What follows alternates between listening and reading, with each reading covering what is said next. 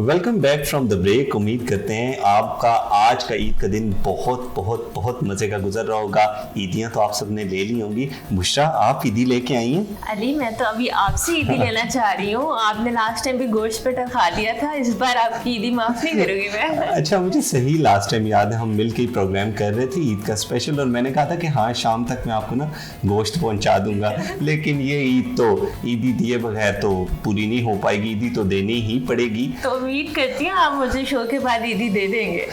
On camera बोल देता हूँ, दे दूंगा।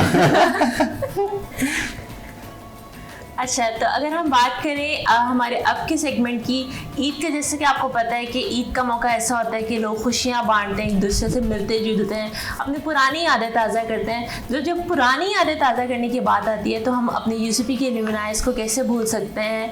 आज हमारे साथ दो बहुत खास गेस्ट मौजूद हैं। सबसे पहले मैं वेलकम करना चाहूँगी मिस वजीहा अब्बास को। अस्सलाम वालेकुम वजीहा। अल्हम्दुलिल्लाह। वजीहा हमारे साथ जो हैं क्या कहते हैं, यूसीपी में पढ़ चुकी हैं, अभी यहाँ से एमएस कर रही हैं। इसके अलावा वो नियो न्यूज़ में एज ए न्यूज़ एंकर काम कर रही हैं। अस्सलाम वालेकुम वजीहा। वालेकुम सलाम। जी हाँ, बिल्कुल इसी तरह मेरे साथ जो इस वक्त मेरे सीनियर मौजूद हैं, अहमद नबील नील साहब। अस्सलाम वालेकुम, कैसे हैं सर? वालेकुम अस्सलाम, बिल्कुल ठीक, आप ठीक हैं? अल्हम्दुलिल्लाह, अल्लाह का शुक्र। सर का ताल्लुक़ प्रोफेशनल मीडिया और पब्लिक रिलेशन से है। साथ ही साथ जब तहरीर लिखते हैं, क्योंकि मैं इनका खुद फॉलोअर हूँ, फेसबुक पे मैं पढ़ता रहता हूँ, क्या अदब और एक क्या संजीदगी आपको जो है वो इनकी तहरीर से मिलती है। व्लॉगिंग हो या फिर शेर व शायरी हो, बड़ा एक वसी दायरा रखते हैं अदब के अंदर। Sir, first of all welcome to the UCP TV. आपका बहुत शुक्रिया और हमारी तरफ से बहुत बहुत बहुत ईद मुबारक। खैर मुबारक, आप दोनों को भी बहुत ईद मुबारक। लाइक हम तो मुझे तो अच्छा लग रहा है अपने घर में वापस आकर। आप ज़रा हमारी ऑडियंस को बताइएगा कि एक वक्त था कि आप भी यूसीपी टीवी में बतौर मीडिया स्टूडेंट ऐसे ही हमारी तरह होस्ट कर रहे होते थे, और आज बीइंग अ गेस्ट कैसा फील कर रहे हैं? थोड़ा डिफरेंट फील हो रहा है, स्पेशल फील हो रहा है कि पहले हम यहाँ पर बैठा करते थे कभी कभी, और अब देखा जाए तो बहुत अरसा हो गया है। तो एक नॉस्टैल्जिया, एक यादों का समंदर है, और अच्छा लग रहा है। थोड़ा डीप फीलिंग्स है, तो ज़रा उसको लफ्ज़ों में बयान करना थोड़ा मुश्किल होगा, बट अच्छा लग रहा है। अच्छा वजीहा, मैं आपसे पूछना चाहूँगी, हमारे जो ऑडियंस है उसका आप थोड़ा सा अपना इंट्रोडक्शन दे दें, और आप बताएं कि आपने यूसीपी टीवी में आपने भी सर्व किया है, जहाँ मैं बैठी हुई हूँ आप भी यहाँ पे बैठ चुके हैं, तो आपकी कैसी जर्नी रही है? अच्छा, पहले मैं बताना चाहती हूँ कि आपने कहा मेरा एमफिल चल रहा है, बट मैं एमफिल कर चुकी हूँ। मेरा बीएस भी यहीं से था और मेरा एमफिल इंटरनेशनल रिलेशंस भी यहीं पे था।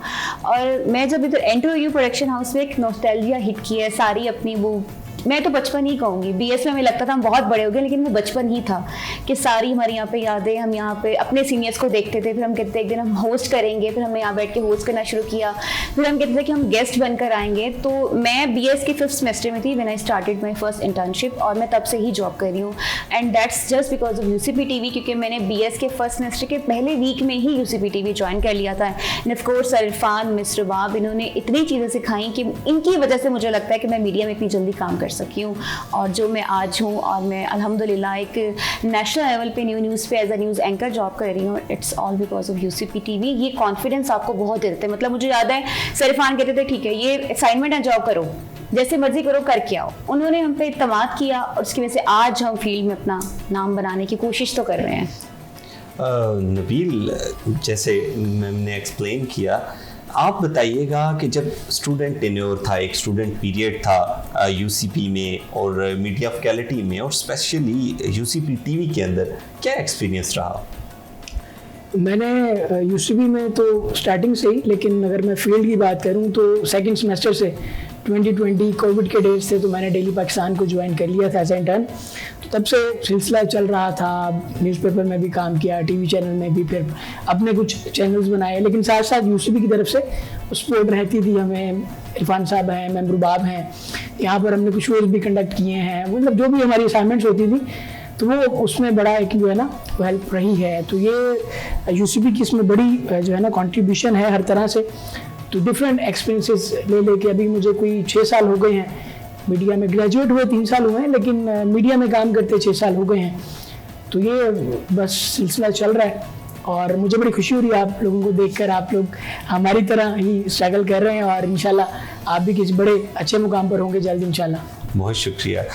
बिल्कुल आपको ही देख के क्योंकि सबसे पहला स्टेप जब आप आते हो किसी भी यूनिवर्सिटी में तो आप देखते हो कि इस यूनिवर्सिटी के अलुमनाइज कौन हैं, कौन फील्ड में बैठे हैं, कौन प्रोफेशनली काम कर रहे हैं, आप उनको फॉलो करते हो। और जो इस वक्त मेरे दाएं और बाएं जाने मौजूद हैं ये वो दो शख्सियात हैं जिनको मैंने पर्सनली फॉलो किया फेसबुक पे और मैंने देखा इनके काम को और इनके काम से अपने प्रोफेशनल लाइफ का आगाज़ किया। जी बिल्कुल ऐसा ही है। अच्छा सर, मैं आपसे पूछना चाहूँगी जैसे कि आज ईद का दिन है तो आपका दिन कैसा गुजरा और आज आगे के प्लान्स क्या हैं? जैसा कि मैं अभी अलखिदमत का हिस्सा हूँ पिछले 4 साल से, तो हमारी पिछली 3 ईदें, मेरी दोनों ईदें मुसलसल काम में गुजरी हैं, लोगों की खिदमत में गुजरी हैं। हमारे चूँकि जब से ये वो गज़ा वाला मामला हुआ तो हमारे प्रेसिडेंट जो हैं वो हर साल छोटी जो है वो बड़ी वो मिस्र में करते हैं, यानी वहाँ के जो गज़ा के लोग हैं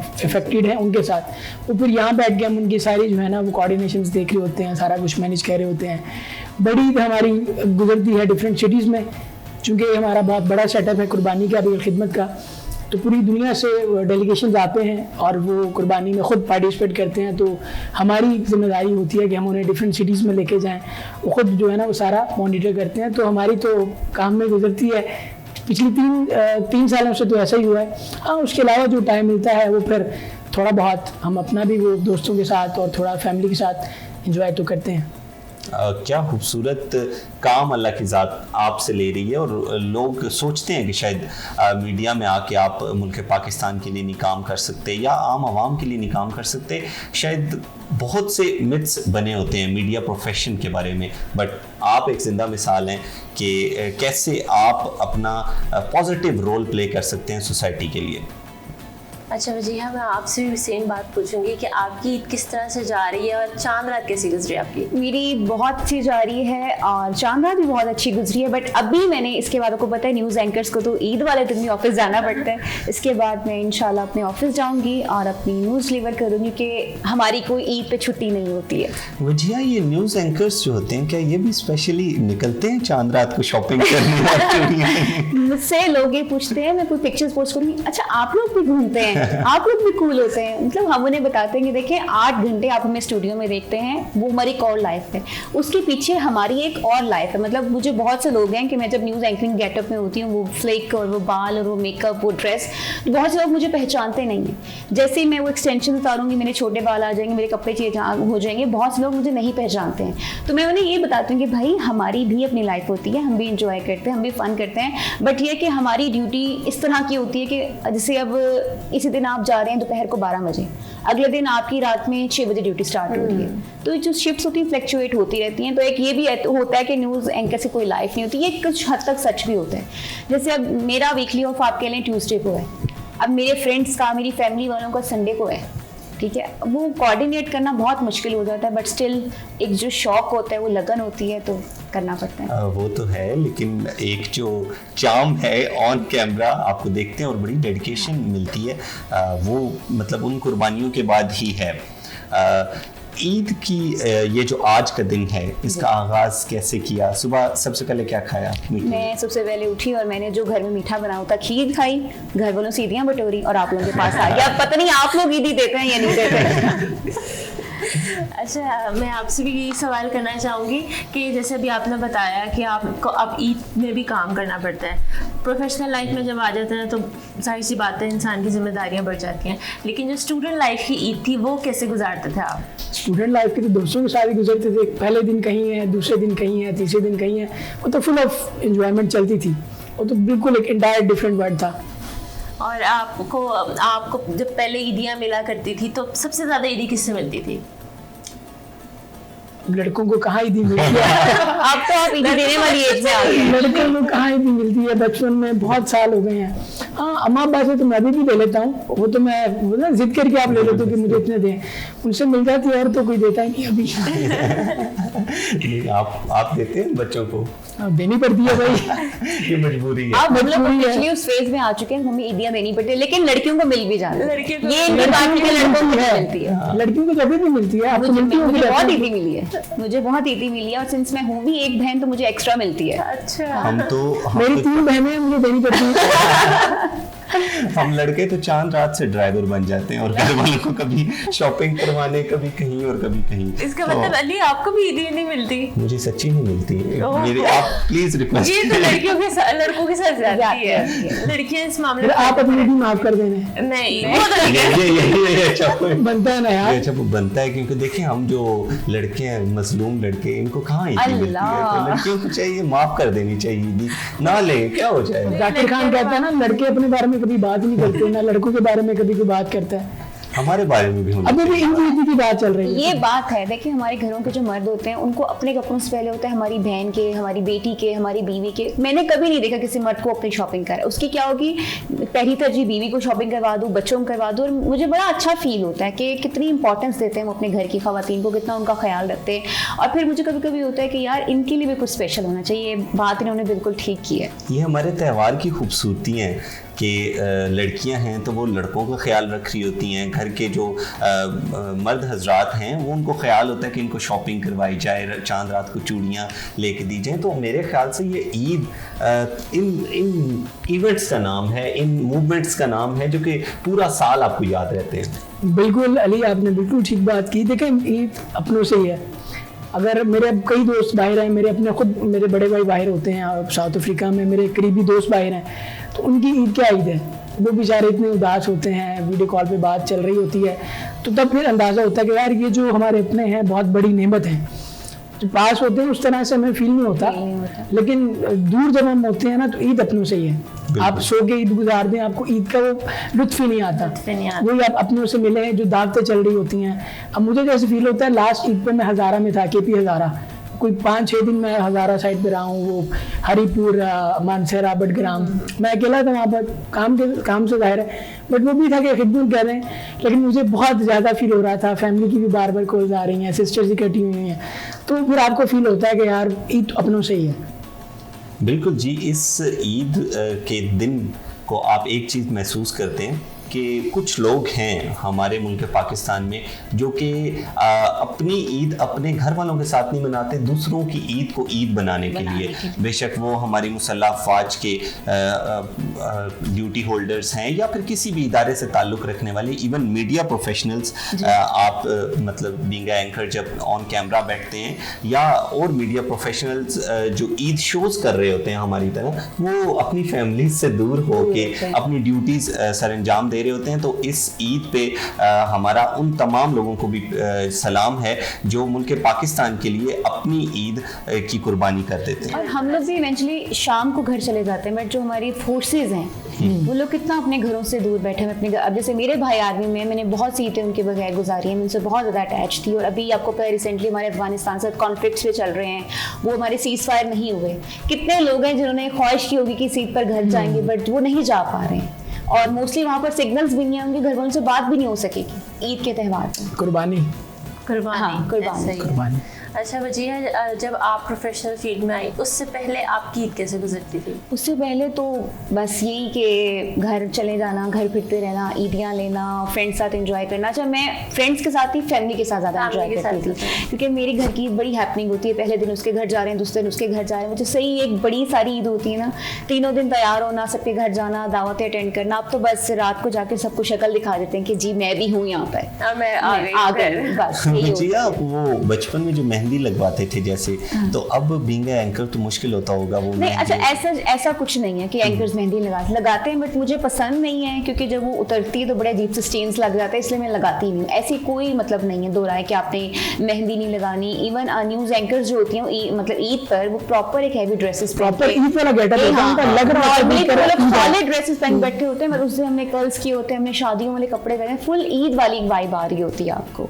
तो ऐसी कोई रिस्ट्रिक्शन नहीं होती। ये 3 दिन ही तो होते हैं जब हम खुल के स्टाइलिंग कर सकते हैं, मतलब हमारी तो वही लुक होती है, फ्लिक बना लिया, सॉलिड कपड़े और दुपट्टा ले लिया, बस। सही है। Amazing amazing. अहमद साहब, आप शायरी भी करते हैं, तो आज के इस प्रोग्राम में अगर हमें कोई चंद अशार आप अच्छे से सुना दें। चले, पहले तो अक्सर लोग पूछते हैं ना कि आप क्या लिखते हैं, दोस्त पूछते, तो उनके जवाब में ये मैंने 2 अशार लिखे थे मैं कि जज्बात लिखता हूँ, ख्यालात लिखता हूँ, दिल में जो बात हो वही बात लिखता हूँ, दिल में जो बात हो वही बात लिखता हूँ, मैं शेर कहाँ लिखता हूँ ए नील, मैं शेर कहाँ लिखता हूँ ए नील, मैं तो बस हालात लिखता हूँ। वाह, तो बस वाह, हालात। वाह, बहुत खूबसूरत। और ये मैंने इनके ये अशार जो हैं ये मैंने फेसबुक पे पहले पढ़े थे, एक वीडियो मैंने बिल्कुल बिल्कुल, और मैंने सुने और बड़े दिल को लगे, अभी तक मुझे याद थे और मैं उम्मीद कर रहा था कि नील साहब वही शेर जो है हमें सुनाएंगे। इवन इनके कोई आर्टिकल्स और कॉलम्स भी अगर आप देखें न्यूज़पेपर में तो वो इतने इंटरेस्टिंग होते हैं कि वो आप एंड तक लाजमी पढ़ेंगे, वरना कॉलम्स कुछ इस तरह से होता है कि आप स्टार्टिंग का पढ़ के बस फिर ख़त्म, लेकिन इनके इतने इंटरेस्टिंग आर्टिकल्स और कॉलम्स होते हैं कि आप एंड तक बिल्कुल पढ़ते हैं। जिया, ईद के इस दिन के क्या प्लान्स हैं, आज शाम को क्या करने जा रही हैं, और हम लाहौर वालों की तो ईद ही बड़े मज़े की होती है, तो नेक्स्ट 2 डेज़ को भी कैसे प्लान किया हुआ है? ये आपने मेरे जख्मों पर नमक छिड़का, क्या प्लान है। मैंने आपको बताया कि फैमिली गेट टुगेदर बहुत ज़्यादा होती है, ऑफिस से फ्री होंगी तो मैं अपनी फैमिली के साथ टाइम स्पेंड करूँगी, जिस रिलेटिव के घर गेट टुगेदर होगी वहाँ पर 3-4 घंटे बैठ कर आकर फिर कल फिर ऑफिस। बट ये है कि हम लोग ऑफिस में फिर न्यूज़ एंकर्स और जो पूरी हमारी टीम होती है, हमारी प्रोडक्शन टीम, हम सब बहुत इंजॉय करते हैं, मेकअप आर्टिस्ट होते हैं, तो कहते हैं ना घर से बाहर भी एक घर होता है, तो वो बड़ी वाइब आती है क्योंकि सब लोग बहुत मोहब्बत से एक दूसरे के साथ रह रहे होते हैं। और मीडिया में ये भी मिथ होती है कि आपस में लोगों की बनती नहीं, ऐसा बिल्कुल भी नहीं है। देखिए हर जगह नहीं बनती बहुत से लोगों की, एक घर में रहते हुए बहुत से लोगों की नहीं बनती। मीडिया की चीज़ें जस्ट हाईलाइट हो जाती हैं, हर इशू होता है हर प्रोफेशन में, लेकिन हमारा प्रोफेशन ऐसे जो चीज़ें हाईलाइट हो जाती हैं तो वो बदनाम हो जाता है, ऐसा नहीं होता। हर जगह मोहब्बत करने वाले लोग भी होते हैं, नफरत करने वाले भी होते हैं। तो अल्हम्दुलिल्लाह जहाँ मैं काम कर रही हूँ बहुत अच्छा इदारा है, और ईद वाले दिन घर वाले नहीं भी होते तो वो लोग घर वाली एक वाइब देते हैं। ऐसा ही है। अच्छा, मैं आपसे सवाल करना चाहूँगी कि आपको ईद के मौके पे क्या डिश आपको होता है कि मुझे ये लाजमी मिलनी चाहिए, या कोई ऐसा मीठा जो आप कहते हैं इसके बगैर ईद नहीं होती? मीठा तो ऐसे मैं ज़्यादा खाता नहीं क्योंकि मैं थोड़ा बहुत वो जिम फ्रीक हूँ, तो फिटनेस का थोड़ा सा होता है, मीठा मैं अवॉइड करता हूँ। बाकी खाने में वैसे मुझे बिरयानी पसंद है काफ़ी, बिरयानी और कौरमा वगैरह, बारबेक्यू, मतलब इन चीज़ों का होता है कि बारबेक्यू और बिरयानी वगैरह हो जाए। बाकी मीठे का ऐसा नहीं उतना क्रेज़। आपको क्या पसंद है, आप बताएं?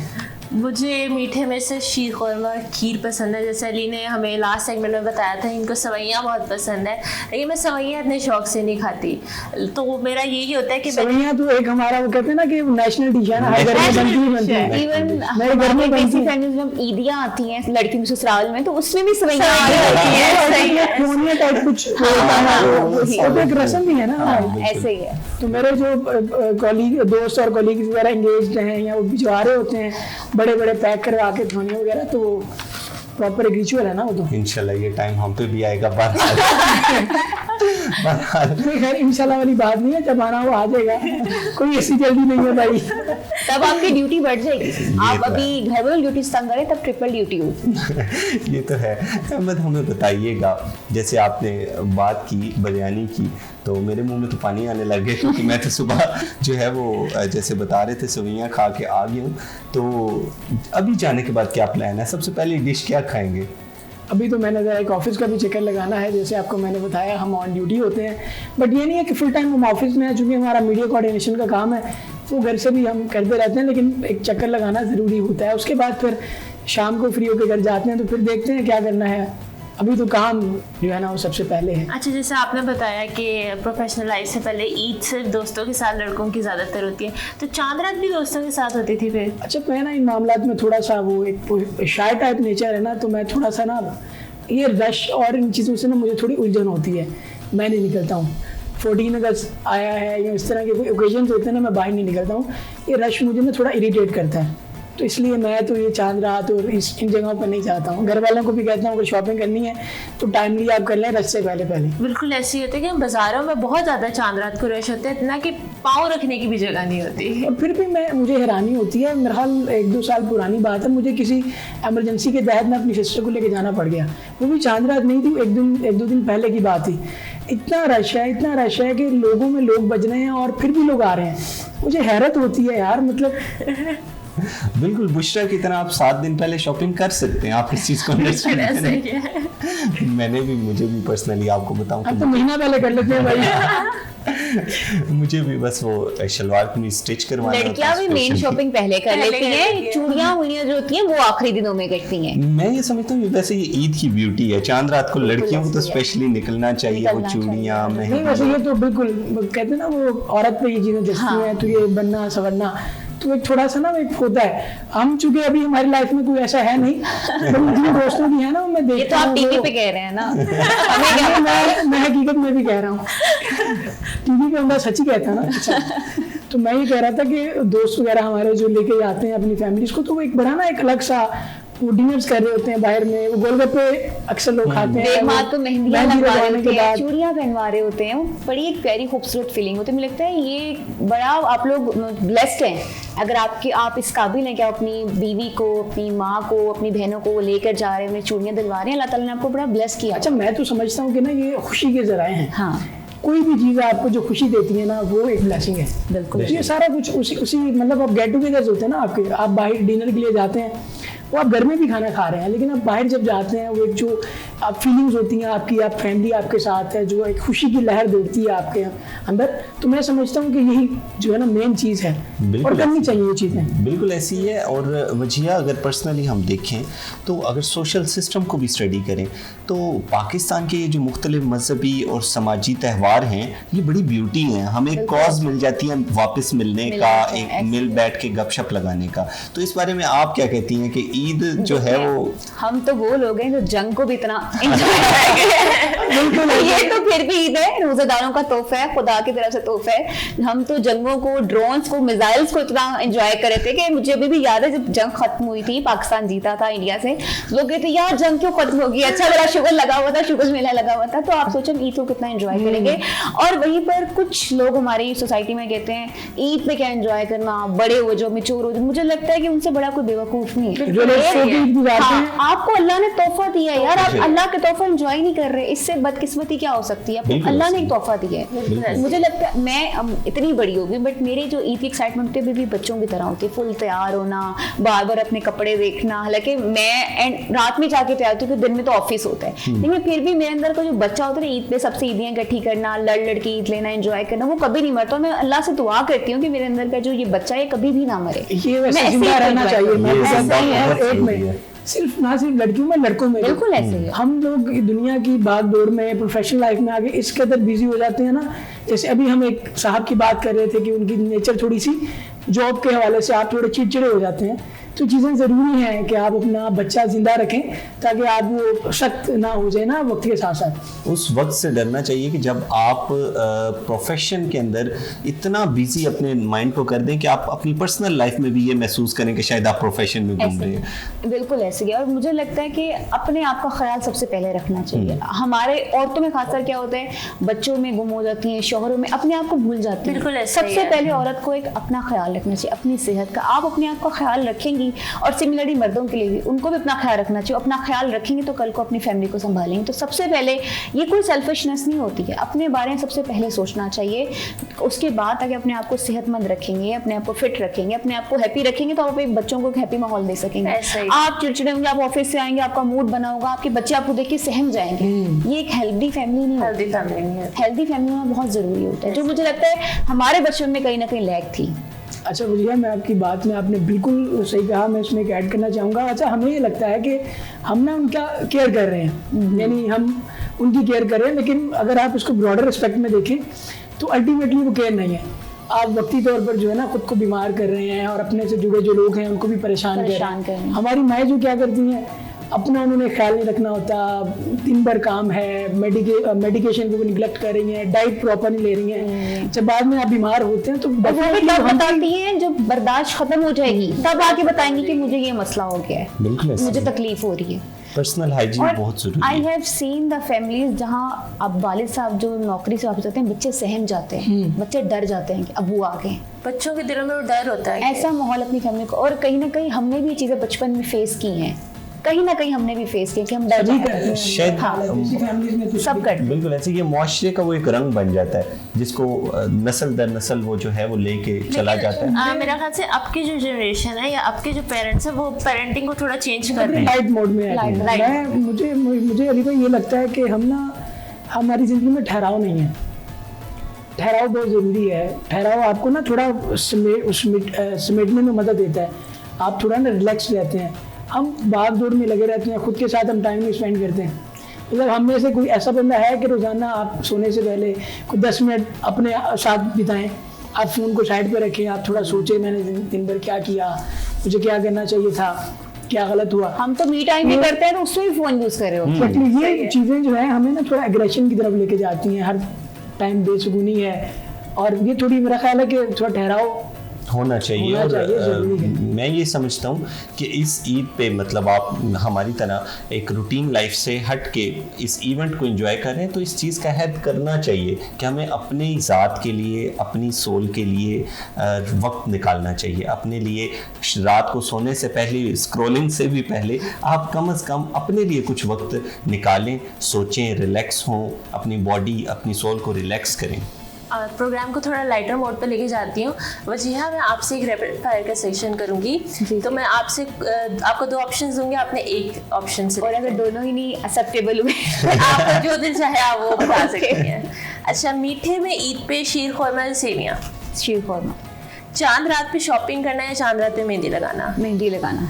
ईद लेना या ईद देना? लेना। अब ये तो वैसे सवाल आपने मतलब ये सवाल ही गलत है। किसको पैसे देना? जब खुद कमाना शुरू किया तो पता चला कि पैसे देना जैसे हमारे भांजे या भतीजे होते हैं, उनका फिर आपका दिल करता है कि आप उनको दो। हाँ, जो आप उनके अलावा और भी बहुत बच्चे होते हैं बिल्कुल नहीं करते देने का। जैसे अब अम्माएं बचपन में कहती थी ना कि जब खुद कमाओगे ना पता चलेगा वाकई अब एक्स्ट्रा पैसे लेना चल रहा होता है, पैसे ज़्यादा हो गए। अच्छा, ईद का आपकी फेवरेट डिश क्या है? शीर खुरमा। शीर खुरमा मुझे बहुत पसंद है। ओके। अच्छा, मैं आपसे भी रैपिड फायर सेशन करना चाहूँगी। जैसे लड़कों का मोस्टली ट्रेडिशनल सलवार कमीज़ होती है, लेकिन कुछ लोग होते हैं जो वेस्टर्न भी पहनते हैं ईद पे, तो आप क्या प्रेफर करते हैं? ईद पे तो ईस्टर नहीं, मेरा ख्याल जैसा ही वही है। फैमिली गैदरिंग या फ्रेंड्स हैंग आउट? बहुत मुश्किल सवाल है। मुश्किल सवाल है, बहुत भाई मुश्किल। बोलेंगे काम हैंग आउट। बिल्कुल सही। नहीं, ये वाकई मुश्किल सवाल है। दोनों अपने अपने वक्त में, अपने अपने वक्त में। ईद पर आप कितनी देर तक सोते हैं? कितनी देर तक सोते हैं? देखिए, अब मैंने आपको बताया ना 3 साल में तो भाई हम फील्ड में होते हैं, उस तरह से टाइम ही नहीं मिलता। बट मैं प्रेफर ये करता हूँ कि जितना टाइम मिले ना, मैं थोड़ा अपनों के साथ टाइम स्पेंड करूँ, सो के नहीं। सोते तो हम सारा साल है, तो ईद भी अगर सो के गुजार देंगे तो इसलिए जो है ना ईद पे नींद मेरी कमी होती है।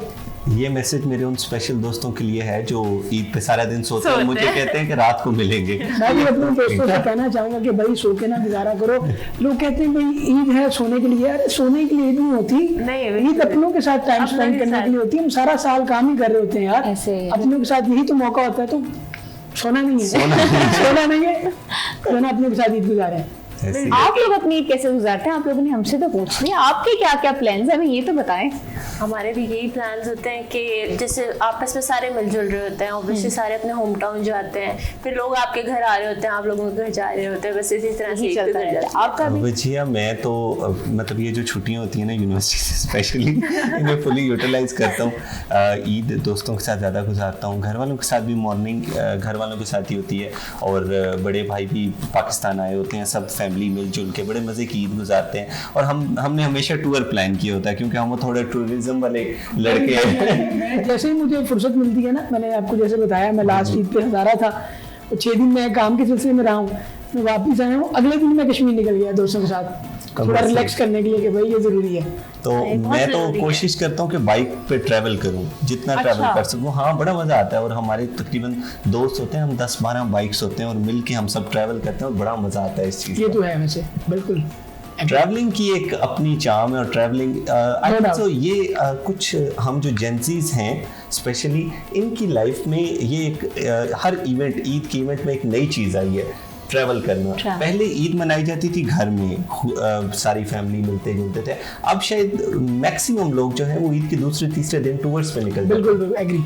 क्योंकि अब हमारे पे प्रोफेशनल प्रेशर इतना ज़्यादा है, जैसे कि अब तो पहले के ज़माने में मोस्टली लड़कियां वगैरह काम नहीं कर रही होती थी, लेकिन अब जो है लड़कियां भी प्रोफेशनल फील्ड में, तो ऑब्वियसली सबको बस ये लिमिटेड ईद की छुट्टियां मिलती हैं, तो सबको होता है कि हम इसको बहुत अच्छे से यूटिलाइज करें। और वैसे भी पहाड़ों से बेहतर जगह कौन हो सकती है? बिल्कुल ऐसा, पहाड़ जन्नत है, पहाड़ जन्नत है, पहाड़ जन्नत है। वजीहा और अहमद ने मेरी इमेजिनेशंस बड़ी स्ट्रॉन्ग कर दी हैं, खाने की भी बातें कर दी हैं इन्होंने पहाड़ों की भी बातें कर दी हैं। अब जैसे ही बस प्रोग्राम एंड होगा और मैं बस निकल जाऊंगा। मैं यहाँ पे एक बात करूंगी, इन्होंने पहले एक बात की थी रश वाली जगह से। मुझे लगता है यार जब आप मैं जब घूमने जाती हूँ ना, मैं उस टाइम जाती हूँ जब टूरिस्ट बहुत कम आए होते हैं, गर्मी की छुट्टियाँ, ईद, वहाँ पे इतना वो मछली बाजार में होता है, मुझे लगता है कि आप नेचर को एंजॉय ही नहीं कर सकते, आप वो वाइब ही नहीं ले सकते हो। तो मैं ये प्रेफर करती हूँ कि मैं उन दिनों घूमने जाऊँ जिन दिनों टूरिस्ट बहुत कम आए हो। तो मुझे लगता है ईद पे घूमने जाना इज अ बिग नो, क्योंकि बहुत रश होता है, आप एंजॉय नहीं कर सकते। मैं भी कभी नहीं गया, आप तो के लिए जाते हो, आपको मिल ही नहीं सकता, इतनी आवाम होती है वहाँ पर, इतनी आवाम होती है। ऐसा ही है। लेकिन अहमद वेकेशंस का प्रॉब्लम आ जाता है हम जैसे लोगों के लिए। मैं ये समझता हूँ कि जैसे वजीहा ने बात की, पॉइंट बहुत वैलिड है, बट वेकेशन उन दिनों में ना हो तो फिर वो होता नहीं। छुट्टियां बचा के रखें ना, कुछ पाने के लिए फिर कुछ खोना तो पड़ता है, मैनेज कर लेता है इंसान अगर करना चाहे ना, अगर आपकी प्रायोरिटी है। मेरा ट्रैवलिंग अल्हम्दुलिल्लाह, एक तो मेरे काम के सिलसिले में पूरे पाकिस्तान का विजिट रहता है, खुद भी मुझे बहुत शौक है। अगर मैं इसी साल की बात करूं, अब तक मेरे 3-4 हो गए हैं। अच्छा। नॉर्दर्न साइड के, कुछ काम के सिलसिले में, कुछ अपने। तो ये आपकी प्रायोरिटीज हैं, अगर आप चाहें तो आप कर सकते हैं। और वो जो मैं ठहराव की बात कर रहा था, ये बड़ी कंट्रीब्यूशन है इन टूर्स की ना, उस ठहराव में आप रिलैक्स रहते हैं, बड़ी बात है। अच्छा वजीहा, शो के एंड पे आप हमारी जो ऑडियंस है उनको ईद से रिलेटेड कोई पैगाम देना चाहें? मैं यही कहना चाहूँगी कि ईद को एंजॉय किया करें, खुल के मनाया करें। आपको नहीं पता कि जो आपके साथ वाले हैं वो अगली ईद पर आपके साथ होंगे भी या नहीं होंगे, तो हर ईद को खुले दिल के साथ मनाया करें, अपनों के साथ टाइम स्पेंड किया करें, जितनी हो सके पिक्चर्स बनाएं। आपको नहीं पता आपकी किसी बहन भाई की, आपके पेरेंट्स की आपके साथ आखिरी ईद हो, तो उसको अच्छे से एंजॉय करो, हर मोमेंट को लाइफ में एंजॉय करें, कि वक्त का और ज़िंदगी का किसी को नहीं पता होता है। बिल्कुल। अच्छा, तस्वीरों वाले मामले पे ना एक शेर मुझे याद आ गया, मेरा अपना ही है। जी। कोई प्रॉपर शेर तो खैर नहीं है, ये बस एक कुछ नॉस्टैल्जिया के उस जोन में मैंने लिखा था कि तस्वीरें देखूं तो याद आता है, तस्वीरें देखूं तो याद आता है, जो लगता था कि भूल गया हूँ मैं। तो आप जब पिक्चर्स देखते हैं ना, वो पुरानी एक रील चलती है आपके माइंड में, तो बहुत जरूरी है। और छोटी वीडियोस बनाते रहें। आपको नहीं पता कि जैसे मैंने अपने माँ बाप दोनों को खोया हुआ है, तो मेरी आदत थी मैं पिक्चर्स बनाती रहती थी, छोटी छोटी चीज़ की वीडियो। अब मैं वो वीडियोस देखती हूँ, कहती हूँ शुक्र है मैंने ये वीडियोस बनाई थी। वीडियो में आपको लगता है उस बंदे को सामने देख रहे हो, तो जितनी हो सके मेमोरीज बनाएं। ये जो लोग कहते हैं ना कि उस वक्त को एंजॉय करो, मेमोरीज नहीं, मेमोरीज बनाएं। मेमोरीज एक जीने का सहारा होती है। आप इमेजिन करें कि वो इंसान की जिंदगी से चला जाए, तो उसकी यादें भी आपके पास ना हो, तो कोई मकसद नहीं। मैंने खुद 2 महीने पहले अपनी भतीजी को खोया है, तो मैं भी जब उसकी पिक्चर्स वगैरह देखती हूँ तो मैं उस टाइम का शुक्र करती हूँ, क्योंकि मेरी पूरी फैमिली में से मेरी आदत है कि मैं सबसे ज़्यादा पिक्चर्स बनाती हूँ, सबकी बना रही होती हूँ। तो मैं उस मोमेंट को याद करती हूँ, मैं कहती हूँ शुक्र है कि मेरे पास इसकी मेमोरीज़ हैं, क्योंकि मेरी फैमिली बहुत से ऐसे कज़न हैं जिसके पास उसकी पिक्चर्स वगैरह नहीं है, तो वो मुझसे ले रहे होते हैं। तो मैं शुक्र करती हूँ कि मैंने उस मोमेंट को जो है वो कैप्चर किया है, क्योंकि सिर्फ उस मोमेंट को गुजारना या स्पेंड करना नहीं, बल्कि अगर आप उस मोमेंट को कैप्चर कर रहे हो तो वो भी आपके लिए बहुत बड़ी आप लोग अब पास आउट होंगे इंशाल्लाह, आप लोग वो वीडियोस देख देख के आप रोया करेंगे यार, यूनिवर्सिटी का हम ऐसे ही करते हैं। मैं अभी 2 दिन पहले देखी थी मेरी यूसीपी प्रोडक्शन हाउस की पिक्चर। मैंने यहाँ पे न्यूज एंकरिंग की ना, सिर्फ पिक्चर बनाई था, मैं न्यूज एंकरिंग नहीं करती, सिर्फ सीखती थी यहाँ पर, और मैं उसको अपनी प्रोफेशनल पिक्चर से कंपेयर करी थी। मैं अल्लाह ताला का इतना शुक्र अदा करी थी, मेरे माइंड में था उस वक्त सर इरफान या मिस्टर बाब हमें वो कॉन्फिडेंस ना देते तो शायद आज हम यहाँ ना बैठे होते। बिल्कुल। जैसे वजीहा और बुशरा ने बात की है, ईद हमें इस चीज़ का भी पैगाम देता है कि वो हमारे फैमिली के लोग, हमारे ख़ानदान के लोग जो कब्रिस्तान में मदफून हैं, उनको दुआओं में याद रखना चाहिए। ईद के दिन का आगाज़ बिल्कुल ऐसे ही करना चाहिए कि सबसे पहले उनको दुआओं में याद रखना चाहिए। जैसे हमारा ये सेगमेंट इख्तितामी मराहिल पे है, मैं अहमद नबील नील साहब से दरख्वास्त करूँगा कि कोई पैगाम जो ईद का आप देना चाहें। देखिए, मैं समझता अभी जो सेटिस्फेक्शन और सुकून की बात हो रही थी, तो देखने वालों को मैं बस यही कहूँगा कि आप अपनी खुशियों के साथ साथ दूसरों को भी खुशियों में शरीक करें, क्योंकि ईद खुशियाँ फैलाने का ही दिन है। और अपने इर्द गिर्द जो लोग हैं उनकी कोशिश करें कि उनके लिए खुशी का सामान बने, उनको खुश रखें, उनको सुकून मुहैया करें। बस इसी का नाम ईद है। आसानियाँ पैदा करें और आपकी ज़िंदगी में भी आसानियाँ आ जाएंगी। बिल्कुल जी, ईद आसानियों का नाम है, दूसरों की ज़िंदगी में आसानियाँ पैदा करें और ज़िंदगी को खूबसूरत बनाएं, खुशियों के साथ मिल बैठ के गपशप लगाएं, इस ईद को और ज़्यादा खूबसूरत बनाएं। जिनसे आप दूर हैं, जिनसे नाराज़गी हैं, दिल से निकालें, मिलें, बैठें, दूरियां ख़त्म करें और इन खुशियों को बांटें। क्योंकि ईद नाम है खुशियों का है और मोहब्बत बांटने का है, तो एक दूसरे के साथ रहें।